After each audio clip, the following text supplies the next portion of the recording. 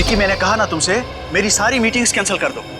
हाँ हाँ, दिल्ली वाली मीटिंग भी। मैं बहुत ही बड़ी मुसीबत में फंस गया हूँ, मैं घर से बाहर नहीं निकल सकता हूँ। अजीब मुसीबत है, पैसा कम हो तो गरीबी परेशान करती है, और जब पैसे ज्यादा आ जाते हैं तो इनकम टैक्स वाले साथ आते हैं। ये तो अच्छा हुआ मुझे पता चला कि रेड पड़ने वाली है, नहीं तो पता नहीं क्या हो जाता।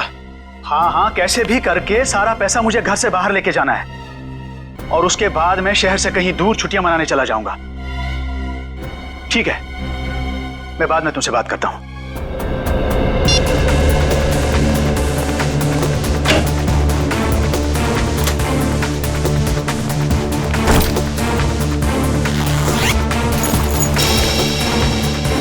पैसा तो सारा ठीक ठाक ही लग रहा है।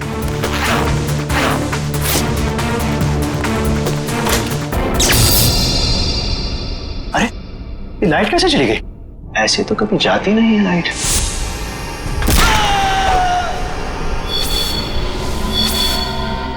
कौन हो तुम और क्यों कर रहे हो ये सब?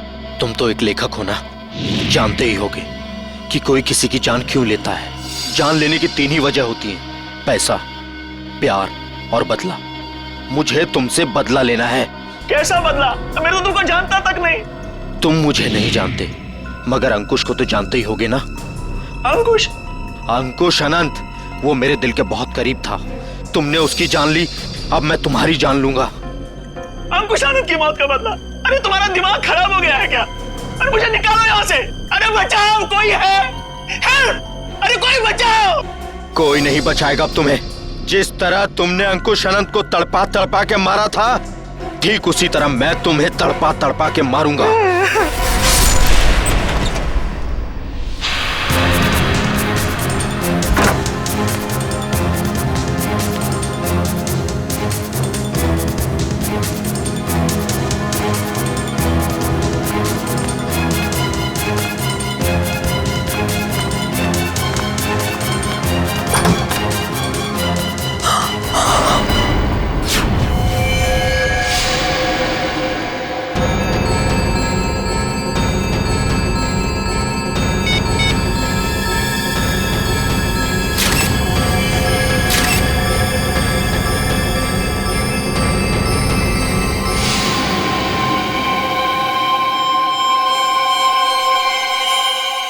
ये क्या है?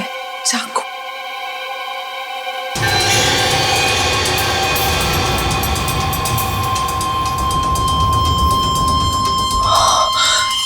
ये क्या किया मैंने? फोटो खींचने के चक्कर में अपनी उंगलियों के निशान चाकू पे छोड़ दिए।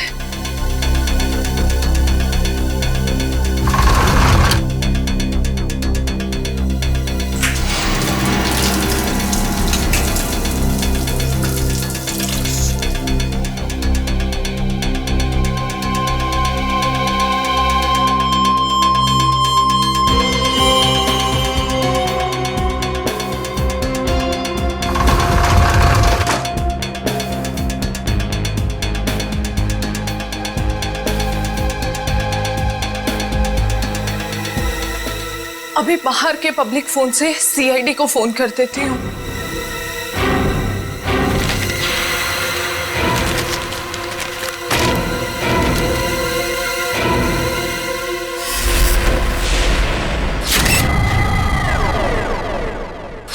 बड़ी बेरहमी से मारा है इसे। गला तो पूरा चीर के रखा है। देखने से लगता है कि खूनी के दिल में इसके लिए बहुत नफरत थी। हाँ, बदला लेने के लिए किया गया खून है ये। वरना ये देखो, एक पैसे को हाथ नहीं लगाया, एक पैसे को भी।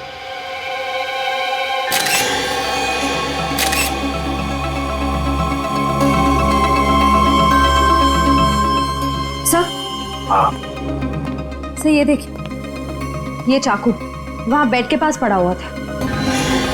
सर, इस चाकू पे तो जरा भी खून नहीं लगा हुआ है, बिल्कुल साफ है। श्रेया, स्प्रे मार के देखो जरा। सर,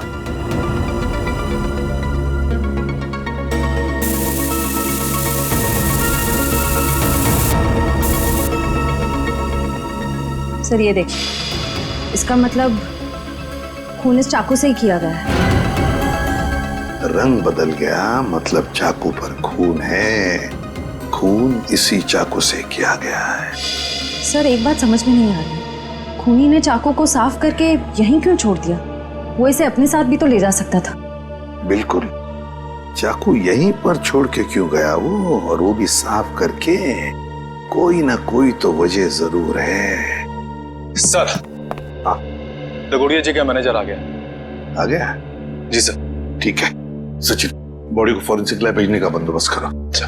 इस मैनेजर से मिलता हूं।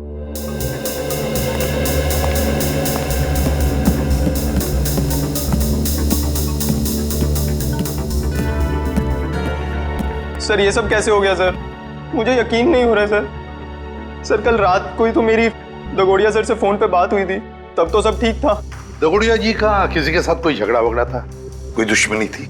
नहीं सर, जहां तक मुझे याद है ऐसा कभी उन्होंने कोई जिक्र नहीं किया। एक लड़की ने हमें फोन किया था, वो कहाँ है? सर लड़की ने? हाँ। नहीं सर, दगोड़िया सर के परिवार में इनके अलावा और कोई नहीं है। दगोड़िया सर अकेले ही थे। तो सर फिर जिस लड़की ने हमें फोन किया था वो कौन थी? सर कहीं वही लड़की खूनी तो नहीं थी? नहीं श्रेया, लड़की खूनी नहीं हो सकती। लाश को उठा के ऊपर लटकाना कोई आसान काम नहीं है, ये कोई लड़की नहीं कर सकती। सर एक और बात समझ में नहीं आ रही, लड़की हमें इन्फॉर्म करने के बाद कि खून हुआ है यहाँ पे, खुद कैसे गायब हुए? डर गई होगी और शायद इसीलिए उसने लैंडलाइन से, मेरा मतलब है पीसीओ से, हमें फोन किया होगा। ऊपर जो पैसों से भरी बैग है, क्या जानते हैं आप उस पैसे वाले बैग के बारे में? दरअसल दगोड़िया सर कल काफी परेशान थे। एक्चुअली उन्हें पता चला था कि उनके घर में इनकम टैक्स की रेड पड़ने वाली है, और इसीलिए उन्होंने अपनी सारी मीटिंग्स भी कैंसिल करवा दी थी। अच्छा, तो शायद इसीलिए पैसे ठिकाने लगाने के प्लानिंग में लगे होंगे दगोड़िया जी। और बस उसी वक्त खूनी आ गया और दगोड़िया जी का काम तमाम कर दिया।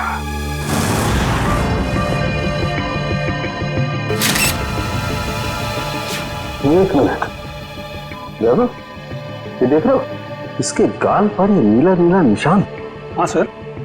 ये देखो, ये निशान दोनों तरफ। ये कोई जहर का चक्कर तो नहीं? हो सकता है सर, लेकिन वैभव ऐसा लगता है जैसे ये उंगलियों का निशान है। कहीं ऐसा तो नहीं कि खूनी ने इसका मुंह दबाने की कोशिश की हो? इसे देख के तो ऐसा ही लग रहा है सर। पर क्यों? कहीं ऐसा तो नहीं कि खूनी इसका मुंह खोलना चाहता हो सकता है। इसका मुंह देखना चाहिए खोल के।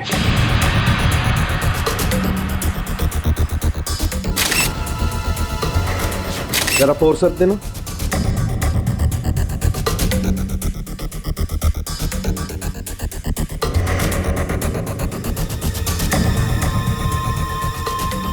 ये देखो, इसके मुंह में ये कागज का टुकड़ा, क्या हो सकता है ये?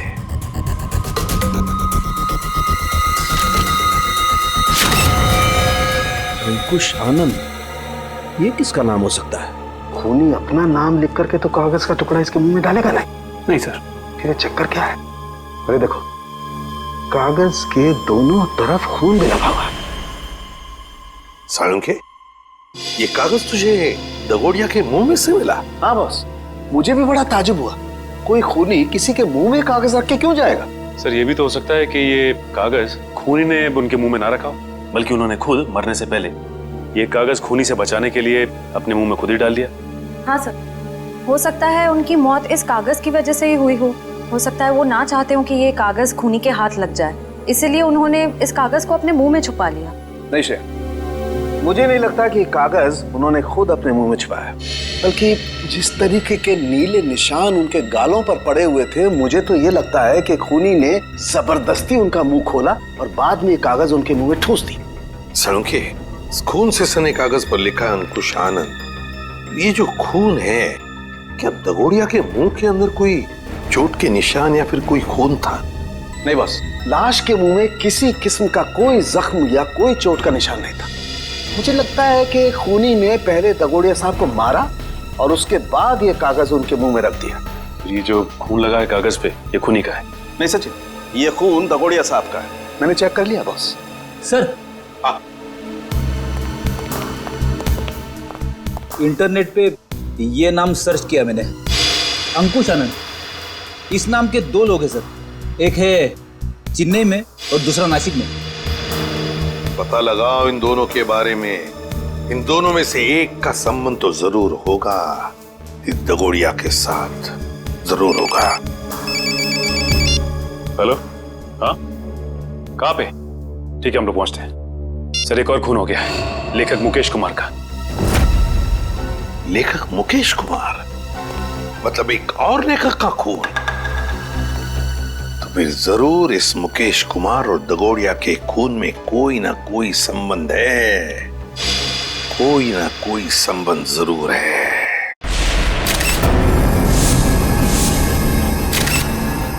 बड़ी बेरहमी से कत्ल किया इसका।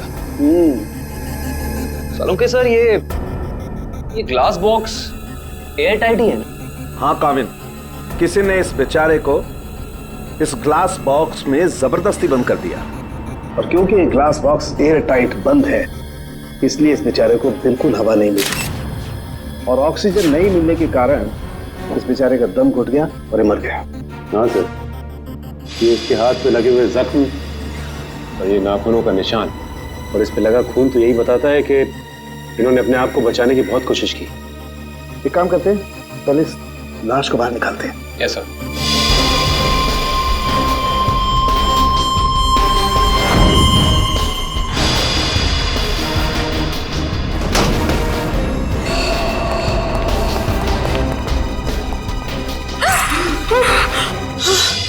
सर, पड़ोसियों को लेकर आया हूं। इन्होंने देखा है खूनी को अंदर आते हुए। इन लोगों को क्राइम सीन पे लाने की क्या जरूरत थी? वहां पे भी तो रोक सकते हैं ना। जी कहिए, क्या देखा आप लोगों ने? सर, मैं घर की बालकनी में अखबार पढ़ रहा था, तभी मैंने देखा कि एक आदमी ट्रॉली में इस बॉक्स को रखकर घर के अंदर जा रहा है। ये ग्लास बॉक्स लेके जब वो घर के अंदर जा रहा था तो उसने हाथ में ग्लव्स पहने थे? नहीं सर, ग्लव्स नहीं पहने थे। अच्छा, ये आदमी अकेला था या फिर इसके साथ कोई और भी था? वो अकेला था। तुमने उसका चेहरा देखा? स्केच बनवा सकते हो? नहीं सर, चेहरा तो याद नहीं। पर हाँ, उसका बायां कंधा बार बार हिल रहा था, जैसे कि कोई कपकपाहट हो रही हो।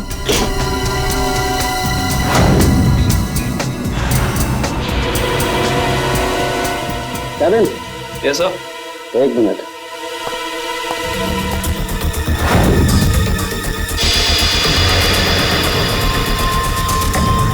ये देखो केविन, इस लाश के मुंह में ही एक कागज का टुकड़ा। कहीं इस कागज के टुकड़े पे भी अंकुश आनंद का नाम तो नहीं लिखा? देखना पड़ेगा।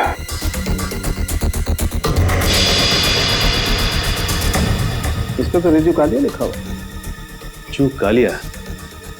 ये तो रिजू कालिया इनकी किताब का ही एक किरदार है, और उसकी भी मौत कहानी में बिल्कुल इसी तरह से हुई थी, दम घुटने की वजह से।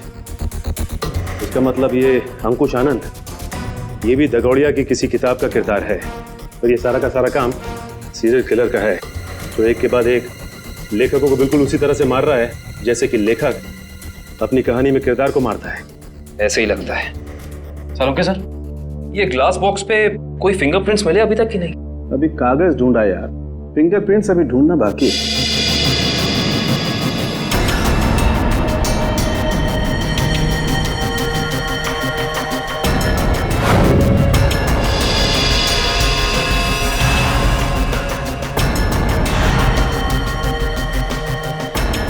मैग्नीफाइंग ग्लास देना जरा।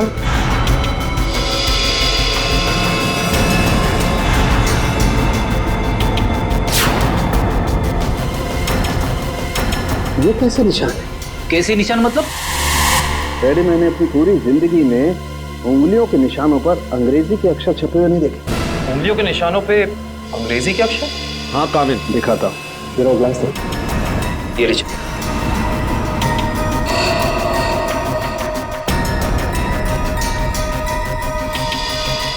ERIUN, देखो क्या चक्कर हो सकता है? पड़ोसी भी कह रहा था, ये ग्लास बॉक्स लेकर जो इंसान यहाँ आया था उसने ग्लव्स नहीं पहने थे। इसका मतलब ये अनोखे उंगलियों के निशान उसी इंसान के हैं। उंगलियों पे छपे हुए अक्षर? सालुंके के साहब, ये कैसे मुमकिन है? मुमकिन है फ्रेडी, बॉडी मॉडिफिकेशन के जरिए मुमकिन है। लेकिन सालुंके साहब, अगर खूनी एक एक कदम फूक फूक के रख रहा है तो फिर उसने हैंड ग्लोव्स ना पहनने की गलती कैसे की? क्योंकि ये गलती नहीं है, बल्कि जानबूझ के किया गया है। ये सीरियल किलर अपने हर खून पे अपना सिग्नेचर छोड़ रहा है, इन अनोखे उंगलियों के निशान के जरिए। हाँ, और इस तरह के निशान हर आदमी अपनी उंगलियों पर बनवा भी नहीं सकता। और इस तरीके के निशान हर जगह बन भी नहीं सकते। इस शहर में ऐसे बहुत कम टैटू पार्लर हैं जहां इस तरीके का बॉडी मॉडिफिकेशन होता हो, बहुत कम।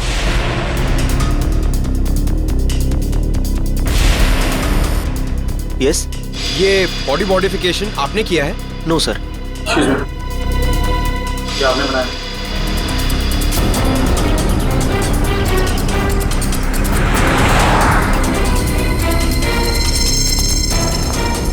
अभी बिजी हूं मैं, बाद में आना। हम भी बहुत बिजी रहने वाले लोग हैं, बाद में आने का वक्त नहीं है हमारे पास। बिना अपॉइंटमेंट के आ रहे हो? मैं तुम्हारा टैटू नहीं बनाऊंगा।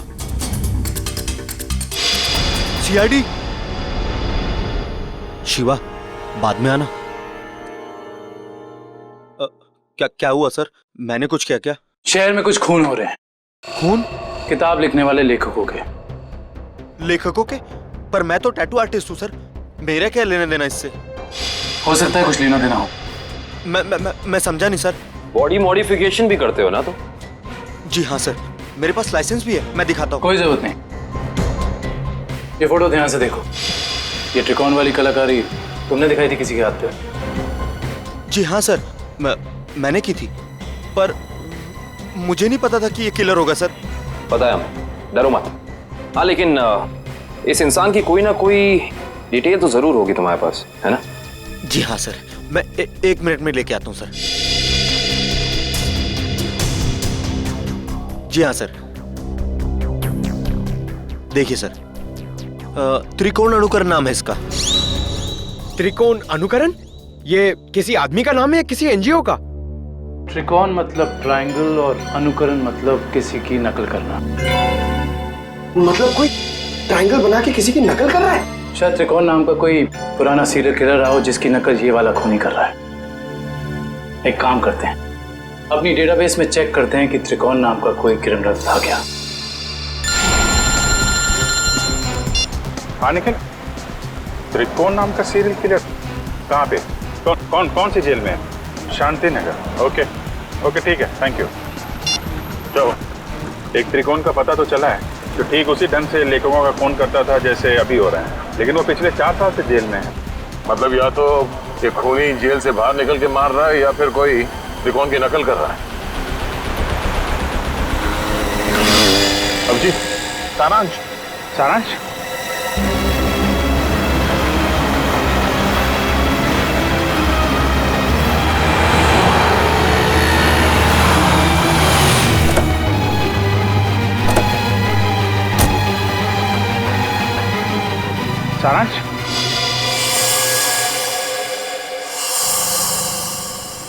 नहीं अंकल, मैं तो अभिषेक हूँ। माफ करना, हम इसे कोई और समझ बैठे। सर 15 दिन हो गए, अखबार, न्यूज़पेपर्स, हर जगह कोशिश कर ली, मगर सारांश हमें मिला ही नहीं सर। मिलेगा पंकज, जरूर मिलेगा। मेरा दिल बोल रहा है सारांश हमें जरूर मिलेगा।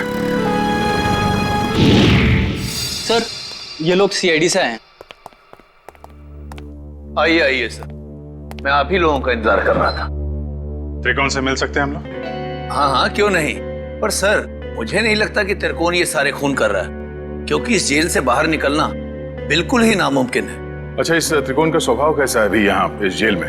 हिंसक और खतरनाक ही है या? नहीं सर, ऐसा बिल्कुल भी नहीं है। वो तो बहुत ही शांत और सुलझा हुआ है। मैं तो खुद चाह रहा था कि सरकार से अपील करूं कि उसकी सजा माफ कर दी जाए। अब ये कोई संयोग तो नहीं हो सकता कि कोई उसकी नकल करके खून कर रहा है? हाल ही में कोई आया था उससे जेल में मिलने के लिए? नहीं सर, आप तो जानते हैं कि वो स्पेशल सेल में है, और स्पेशल सेल में बाहर वाला तो क्या, कोई जेल का कैदी भी उससे नहीं मिल सकता। चलिए जरा मिल लेते हैं।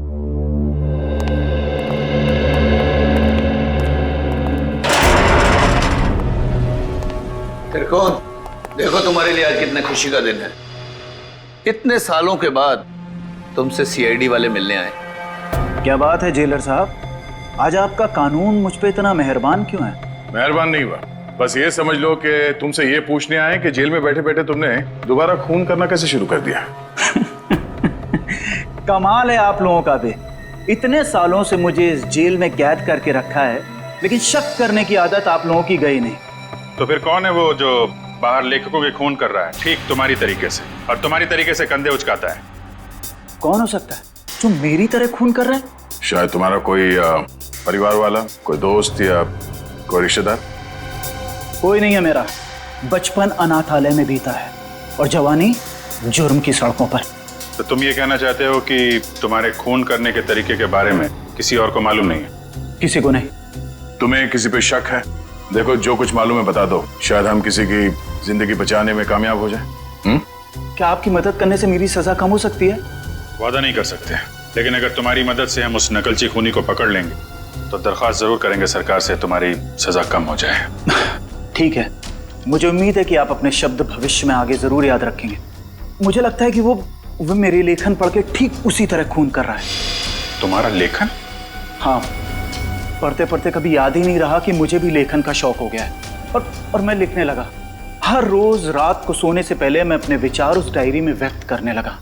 मतलब मारने का प्लान, मारने का तरीका, उसका नाम, सब कुछ तुम उस डायरी में लिखते थे? जी हाँ, मुझे लगता है कि वो डायरी उसके हाथ लग गई और वो मेरे विचारों से प्रभावित होकर ठीक उसी तरह जुर्म के रास्ते पर आगे बढ़ चुका है। कहाँ रखी कहाँ थी तुमने वो डायरी? अनाथालय में छोड़ आया हूँ अपने अतीत के वो पन्नों को। जी, मैं सुरेश बोल रहा हूँ, जी के नगर अनाथालय से। वो जो आप बच्चों की किताबें भेजने वाले थे। ठीक है, मैं शाम को आके ले लूंगा। हाँ जी, नमस्ते। कहिए। सीआईडी? क्या बात है सर? जो बात हम आपसे कहना चाहते हैं उसका संबंध त्रिकोण से है। त्रिकोण? मुझे पता था कि एक न एक दिन त्रिकोण की वजह से यहाँ पुलिस या सीआईडी जरूर आएगी। क्या आप पहले से ही जानते थे कि त्रिकोण गुनाह के रास्ते पर चलने वाला था? नहीं, उसे तो यहाँ से निकले हुए जमाना हो गया। जब वो यहाँ आया था तब सिर्फ 12 साल का था। तो क्या वो बचपन से ही हिंसक स्वभाव का था? नहीं सर, हिंसक स्वभाव का तो नहीं था वो, लेकिन वो घंटों घंटों एकांत में बैठना पसंद करता था। किसी से ज्यादा बात भी नहीं करता था। मतलब वो अकेले बैठ के सिर्फ किताबें पढ़ता था? आपको कैसे पता सर? क्योंकि हम मिल चुके हैं उससे। फिलहाल वो जेल में है। ज्यादातर अपराधों की ही किताबें पढ़ा करता था वो। किताबों के पन्नों में डूबकर एक अलग ही दुनिया में चला जाता था। किताबों के किरदारों से बातें करने लगता था कि तुमने खाना खाया या नहीं। कभी कभी तो मैं डर जाता था कि इसका ये जुनून एक मानसिक बीमारी ना बन जाए। आपका डर बिल्कुल ठीक निकला। उसके इसी मानसिक बीमारी ने उसे मजबूर किया उन लेखकों को मारने पे जिनके उपन्यास वो पढ़ता था और जिनके लेखन से वो काफी प्रभावित था। और उन लेखकों को बिल्कुल वैसे मार रहा है जैसे उन्होंने उपन्यास में किरदारों की मौत लिखी है। मुझे इस बात से जरा भी हैरानी नहीं हो रही है, क्योंकि अगर उसका कोई पसंदीदा किरदार उपन्यास में मर जाता तो चीख चीख कर रोता, लेकिन अब तो जेल में है ना, तो आप लोग यहाँ क्यों? देखिए, लेखकों के फिर से खून हो रहे हैं, बिल्कुल उसी तरह से जैसे त्रिकोण करता था। मतलब त्रिकोण जेल से भागकर फिर से खून कर रहा है? नहीं, त्रिकोण तो अभी भी जेल में है। कोई और है जो त्रिकोण की तरह नकल करके लेखकों का खून कर रहा है। किसी पे शक है आपको? नहीं सर, मुझे किसी पे शक नहीं है। चलो ठीक है, मगर त्रिकोण यहाँ पर जिस कमरे में रहता था, क्या वो कमरा हम देख सकते हैं? सर, वो तो बहुत पुरानी जगह है, अब वहाँ कोई नहीं रहता है। फिर भी? ठीक है सर, आइए।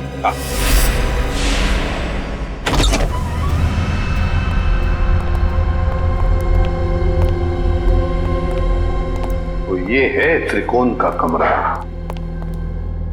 मैनेजर साहब, त्रिकोण के पास एक डायरी हुआ करती थी, कुछ जानते हो उस डायरी के बारे में? नहीं सर, हमें तो ऐसी कोई डायरी नहीं मिली। वैसे आप देख सकते हैं सर, यहाँ पे कुछ पुरानी किताबें पड़ी है, शायद उसमें हो। देखो फ्रेंड, किताबों को ऐसे क्यों रखा गया? संभाल के क्यों नहीं रखा? ऐसे तो दीमक खा जाएंगे इसे। माफ करना सर, दरअसल इस कमरे की तरफ मैंने ध्यान ही नहीं दिया।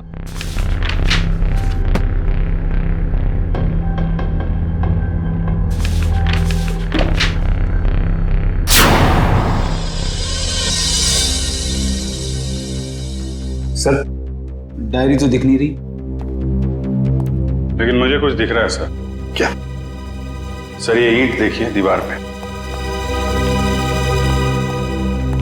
बिल्कुल अलग है। पूरी दीवार में जितनी ईंट है उससे अलग है। दया, जरा देख लो।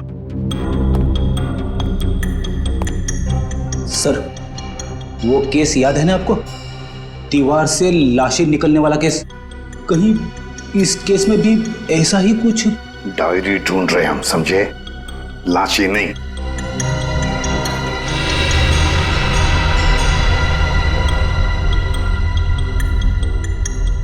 नहीं फ्रेडी, या लाश तो दूर, एक किताब भी नहीं रख सकते हैं। सर, देखिए, फाइल कार्ड है।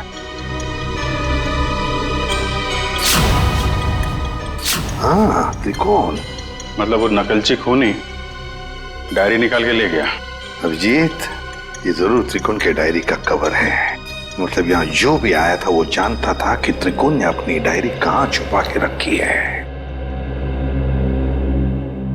ये यहाँ त्रिकोण के बाद में कोई रहता था? हाँ सर, एक लड़का रहा करता था, सुंदर नाम था उसका। ये सुंदर बाद में भी कभी आया था यहाँ इस कमरे में? हाँ सर, आया था। महीने भर पहले वो मुझसे मिलने आया था और कुछ दिन यहाँ रहा भी हो, अपनी पुरानी यादें ताजा करने के लिए। अच्छा, सुंदर। सुंदर का पता तो होगा ना आपके पास?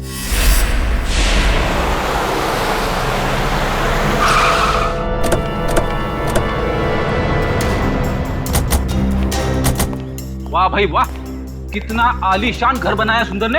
अंदर चल के देखते हैं और क्या क्या आलीशान राज छिपा रखे हैं सुंदर ने। दरवाजा तो खुला हुआ है, कहीं भाग तो नहीं गया सुंदर? लगता है कुछ गड़बड़ है। सुंदर! ओह माय गॉड, वो देखो।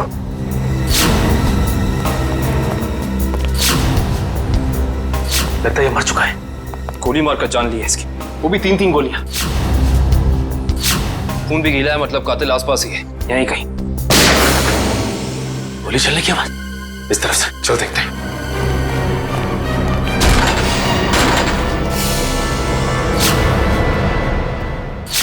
देखो से। सुंदर जी, हाथ ऊपर।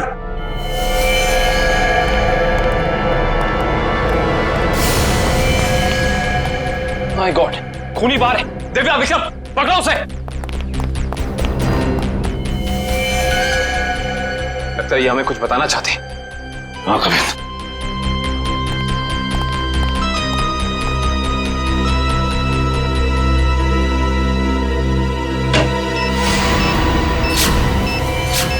यहाँ बॉम्ब है, सिर्फ 30 सेकंड बाकी है, निकलते हैं यहाँ से। चलो जल्दी चलिए।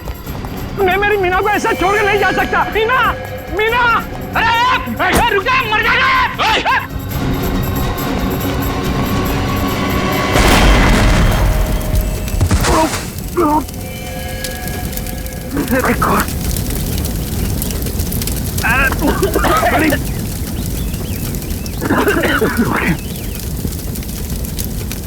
लगता है बीवी और नौकर के साथ साथ सुंदर जी भी मारे गए।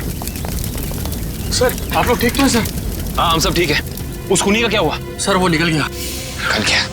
वाह, मतलब तुम लोग समझ पाने से पहले ही ब्लास्ट हो गया। वो आदमी तुम्हारे हाथ से निकला और ब्लास्ट पे मर गया। वाह। हाँ सर, वो सुंदर की पत्नी और नौकर को तो पहले ही मार चुका था। बस वो यही चाहता था कि सुंदर भी मर जाए और हम ये केस बंद करते हैं। सचिन, तुम्हारे कहने का मतलब है कि सुंदर असली सीरियल किलर नहीं है? नहीं सर, उस किलर को हमने भागते हुए देखा सर। हम लोग उसे पकड़ नहीं पाए। सर एक बात और, जब वो भाग रहा था तो अपने कंधे को बार बार झटक रहा था सर। असली किलर भागते हुए कंधे झटक रहा था। सुंदर असली किलर नहीं है। तो फिर ये असली त्रिकोण का अनुकरण करने वाला, उसकी कॉपी करने वाला त्रिकोण अनुकरण, ये जो भी कोई है जो हमें फंसाने की, गुमराह करने की कोशिश कर रहा है, इससे तो अब हम उसी की खुद के ही जाल में फंसा देंगे। हेलो, एक और खून? लेखक कुशल। ठीक है माता। लेखक कुशल का खून? ये त्रिकोण अनुकरण तो खून पे खून किए जा रहा है। लेकिन सर, ये त्रिकोण अनुकरण एक के बाद एक लेखकों को ही क्यों मार रहा है? वही तो फ्रेडी, वही तो 3-3 लेखकों को मार चुका है ये त्रिकोण अनुकरण। जरूर इसके पीछे कोई ना कोई राज है। कोई ना कोई राज है जो असली त्रिकोण हमसे छुपा रहा है।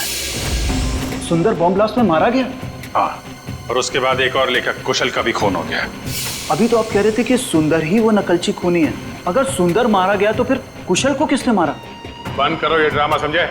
सुंदर के घर के बाहर जो मुजरिम भाग रहा था वो भी अपने कंधे को वैसे ही झटक रहा है जैसे तू झटक रहा है भाई।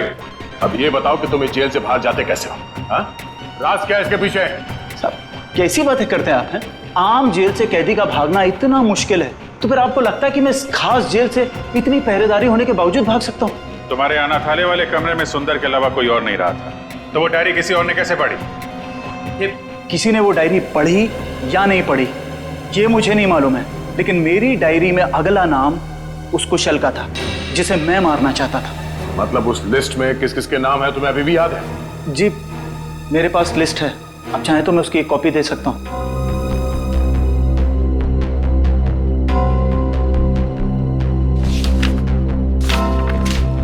पहले देना चाहिए था, शायद कुशल की जान बच जाती। मुझे इस चीज की उम्मीद नहीं थी। आशा करता हूं कि आगे किसी और की जान नहीं जाएगी। दीपक, आखिरी नाम दीपक का है। खून किया है तुमने, खून। खून? मैंने किसी का खून नहीं किया, मैं तो एक मामूली सा लेखक हूँ। शेखर? भूल गए शेखर को? कौन शेखर? मैं किसी शेखर को नहीं जानता। तुम्हारी किताब खूनी मंजिल का किरदार शेखर। अरे पागल हो गया क्या? वो कोई असली में शेखर इंसान थोड़ी ना है, वो तो मेरी कहानी का एक कैरेक्टर है, मेरा पात्र है वो। चल राइटर साहब, आपको थोड़ा सेंसिटिव होना चाहिए। आप इस तरह जल्दी करेंगे तो कैसे चलेगा? हाँ, अब आप भी जरा इस दर्द को महसूस करिए।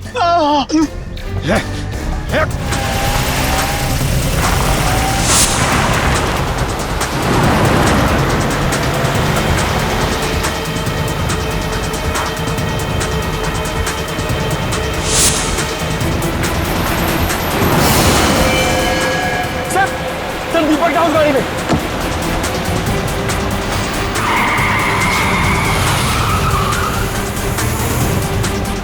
उसमें? हाँ सर।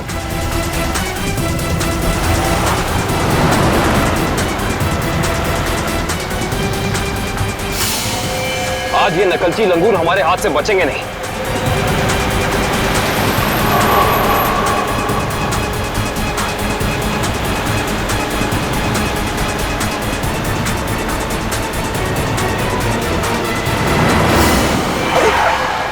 ये कौन आ गया?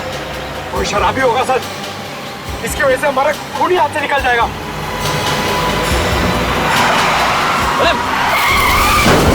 अब तोहफे में तुझे भी यही मौत मिलेगी। बस थोड़ा सा इंतजार। इस मौत के उपन्यास का लेखक रचयिता भी आ रहा है तेरा साथ देने के लिए। त्रिकोण।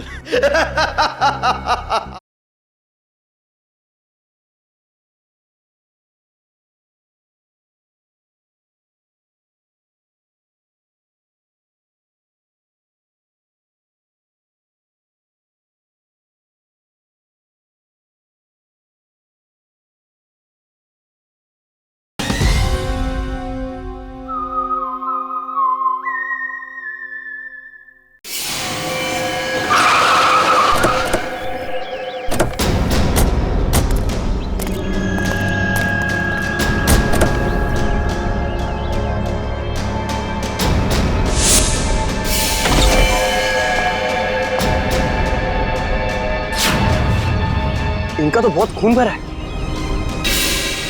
सर वो फोटोज कैसी है? फोटोज एक सेकंड।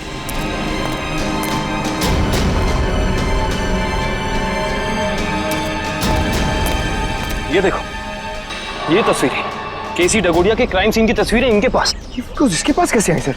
ये कोई जर्नलिस्ट या रिपोर्टर तो नहीं? जर्नलिस्ट को तो वहां अंदर आना अलाउ नहीं किया था।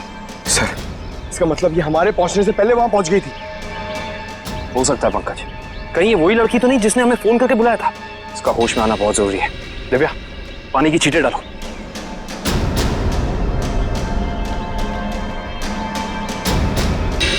मैडम आप ठीक तो हैं? आप ठीक तो है ना? हाँ मैं ठीक हूँ। हम लोग सीआईडी से हैं। ये तस्वीरें आपके पास कहाँ से आई? देखिए मैडम, जो भी आपको पता है हमें सब साफ साफ बता दीजिए, वरना इन लेखकों के खून में आप फंस जाएंगे। देखिए सर, मैं तो डागोरिया साहब की असिस्टेंट हूँ। वो मेरी मदद कर रहे थे मेरा पहला क्राइम नॉवल लिखने में, लेकिन उस दिन जब मैं उनके यहाँ पहुंची तो उनका खून हो चुका था। फिर मेरे दिमाग में एक आइडिया आया। मैंने सोचा कि क्यों ना मैं इस पे एक नॉवल लिखूं। बस इसीलिए मैं आप लोगों का पीछा कर रही थी, ये जानने के लिए कि आप लोग कातिल को कैसे पकड़ेंगे। आप हमारा पीछा कर रही थी, इसका मतलब आप जानती थी कि हम कौन हैं। हाँ। अपनी नॉवल में ये भी लिख देना कि तुम्हारी वजह से खूनी हमारे हाथ से निकल गया। देखिए सर, मुझे माफ कर दीजिएगा, मैंने ये सब जानबूझ के नहीं किया। वो मेरी गाड़ी का ब्रेक अचानक फेल हो गया था, इसीलिए। सुनिए, अगर आपकी इस गलती की वजह से दीपक को अपनी जान गंवानी पड़ी ना, तो ये कानून आपको कभी माफ नहीं करेगा।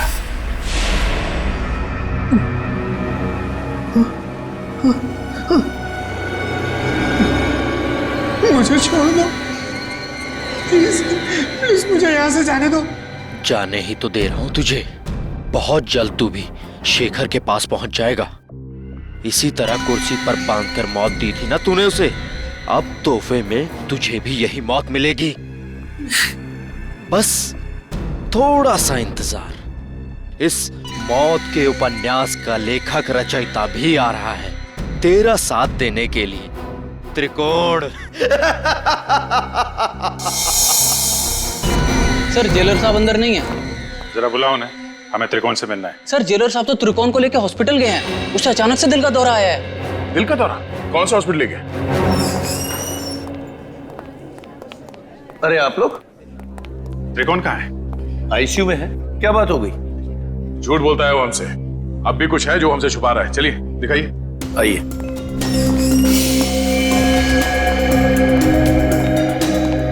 कहाँ है ये त्रिकोण? कहाँ है? अभी तो यही था, कहाँ चला गया? सर कहीं वो हॉस्पिटल से भाग तो नहीं गया दीपक को मारने के लिए? भाग कैसे सकता है? यहाँ कौन था? कौन वार्ड बॉय था यहाँ पे? सर मकरंद था। ये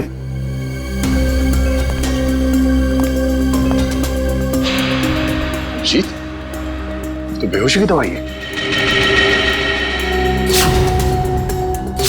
अब जीतिए, देखो मकरन का पैर नीचे गिरा पड़ा है। ये बेहोशी की दवाई कहीं मकरन को कुछ हो तो नहीं गया? नहीं सर, अभी कुछ देर पहले ही देखा मैंने उसे, किसी मरीज को हॉस्पिटल के बाहर लेके जा रहा था वो। ये मकरन अभी वापस आएगा? नहीं सर, उसकी ड्यूटी खत्म हो गई। इसमें कहाँ मिलेगा वो? सर दारू के ठेके पे। अच्छा, तो ये है मकरन जी। हाँ सर, ये बार में बैठ के अपने दोस्तों के साथ शराब पी रहा था और अपने जुर्म के किस्से चटकारे लेकर सुना रहा था सर। तो हमने सोचा क्यों ना इसे ब्यूरो में ले चलें, इसकी अच्छी तरह से खातिरदारी करें। वाह वाह वाह सचिन, ये तुमने बहुत अच्छा काम कर दिया। क्यों मकरन जी, अब हमें भी सुनाओगे ना अपने कारनामों की कहानियां? क्यों, बताओ।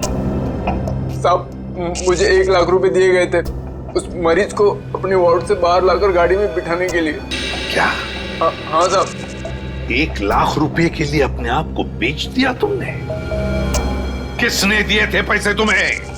साहब ये मत पूछिए, अगर उसे पता चला कि मैंने उसका नाम बता दिया तो वो मुझे। अच्छा, तो तुम्हें क्या लगा हम तुम्हें ऐसे ही छोड़ेंगे? और खातिरदारी करेंगे हम तुम्हारी, ऐसी खातिरदारी कि जिंदगी भर याद रखोगे। क्यों सचिन? बिल्कुल सर। अरे नहीं साहब, इसकी क्या जरूरत है, मैं बताता हूँ ना साहब, बताता हूँ मैं। फिर बताओ जल्दी। ढूंढो इस घर को अच्छी तरह से ढूंढो। देखो कहीं छुप कर बैठा है क्या? सर। माय गॉड,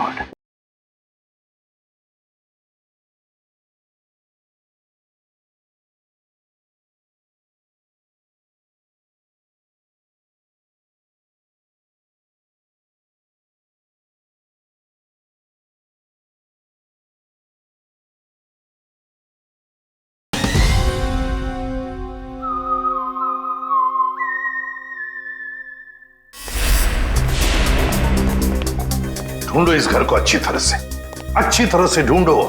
देखो कहीं छुप कर बैठा है क्या? कोई ना कोई सुराग तो जरूर मिलेगा।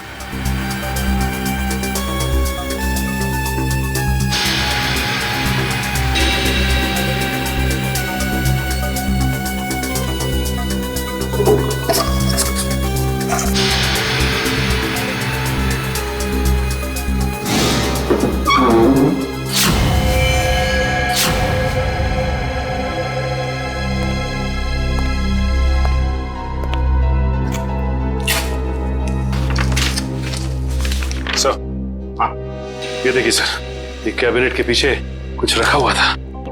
कागज है? हाँ सर, पेपर्स ही है। डायरी के पन्ने हैं? अरे ये तो त्रिकोण की डायरी के पन्ने हैं। यही तो हम ढूंढ रहे थे उस अनाथ आश्रम में। My God! क्या हुआ सर? श्रेया, इसमें लिखा है कि दीपक वो आखिरी लेखक है, दीपक जिसकी वो जान लेना चाहता है। इसका मतलब दीपक की जान को खतरा है? सिर्फ दीपक की जान को ही नहीं, उसके अपनी जान को भी।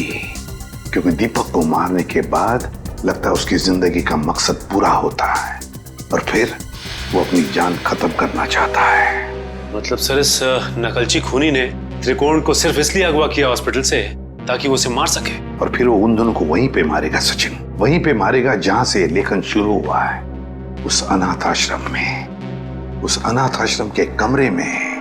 ये ठीक नहीं है, इसका अंजाम बहुत बुरा होगा। तुम्हें अंजाम की फिक्र कब से होने लगी त्रिकोण? और ये सारा खेल तो तुमने ही रचा था। मैं तो बस इसे इसकी मंजिल तक पहुंचा रहा हूं। मुझे अपने द्वारा रचे इस गुनाह की गहराई का अंदाजा हो गया है। हम दोनों को मारकर भी तुम्हें वो शांति नहीं मिल सकती जिसके लिए मैंने इतने खून किए।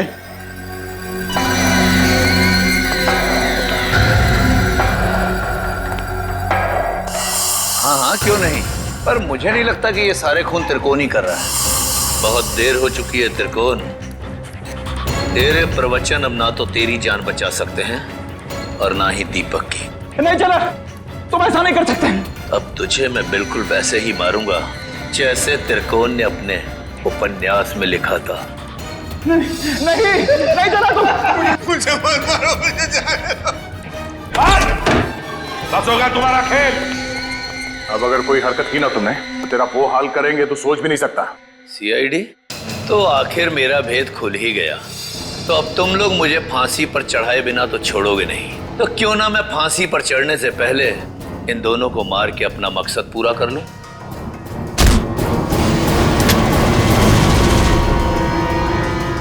जेलर साहब उर्फ त्रिकोण अनुकरण, बहुत झोंक लिया दुनिया की आंखों में धूल।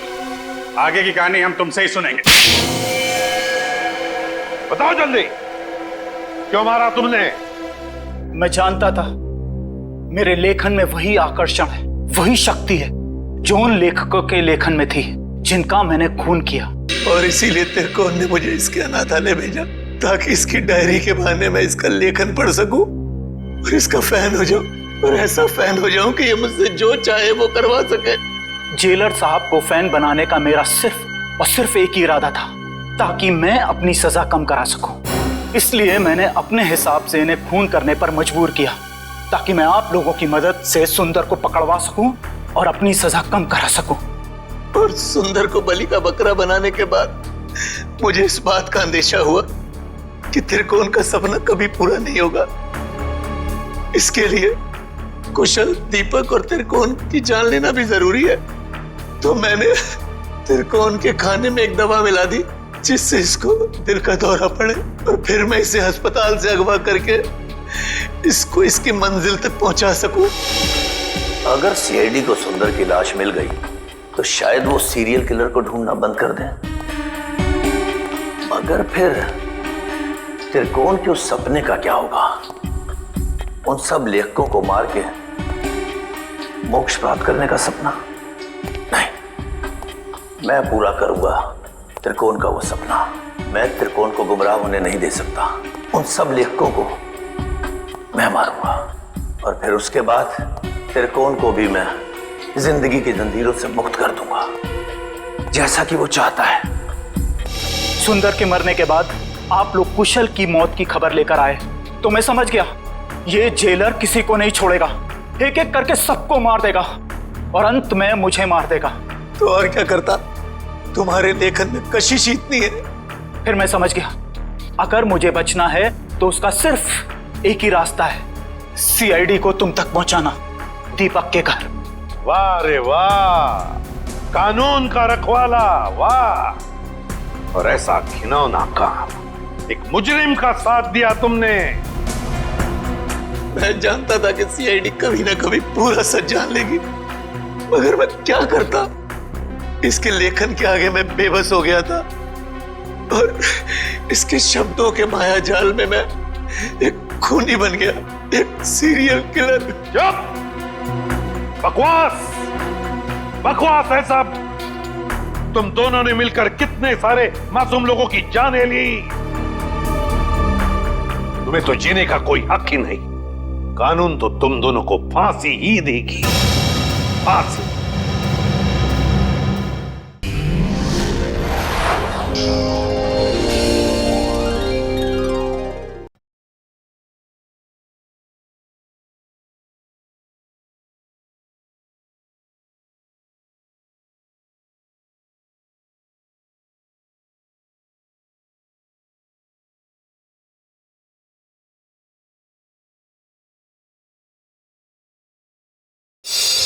विकी, मैंने कहा ना तुमसे, मेरी सारी मीटिंग्स कैंसिल कर दो। हाँ हाँ, दिल्ली वाली मीटिंग भी। मैं बहुत ही बड़ी मुसीबत में फंस गया हूँ, मैं घर से बाहर नहीं निकल सकता हूँ। अजीब मुसीबत है, पैसा कम हो तो गरीबी परेशान करती है, और जब पैसे ज्यादा आ जाते हैं तो इनकम टैक्स वाले साथ आते हैं। ये तो अच्छा हुआ मुझे पता चला कि रेड पड़ने वाली है, नहीं तो पता नहीं क्या हो जाता। हाँ हाँ, कैसे भी करके सारा पैसा मुझे घर से बाहर लेके जाना है, और उसके बाद मैं शहर से कहीं दूर छुट्टियां मनाने चला जाऊंगा।